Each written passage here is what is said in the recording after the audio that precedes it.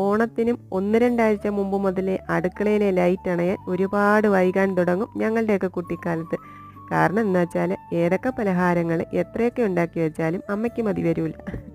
ഓണമല്ലയോ, പിള്ളേരൊക്കെ ഉള്ളതല്ലേ, ആരെങ്കിലുമൊക്കെ വരുത്തില്ലേ, അയൽവക്കത്തൊക്കെ കൊടുക്കണ്ടേ എന്നൊക്കെ പറഞ്ഞ് അമ്മ നിറയെ പലഹാരങ്ങളുണ്ടാക്കും. ഉപ്പേരിയും ശർക്കര വരട്ടിയും പക്കാവടയും കൊഴലപ്പവും മുറുക്കും അച്ചപ്പവും അങ്ങനെ അങ്ങനെ പോകും.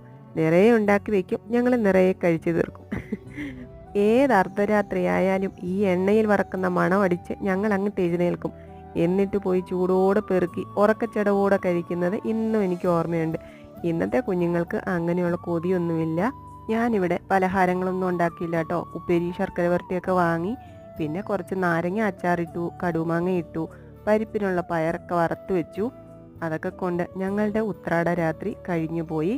നല്ലൊരു തിരുവോണം എല്ലാവർക്കും ആശംസിക്കുന്നു.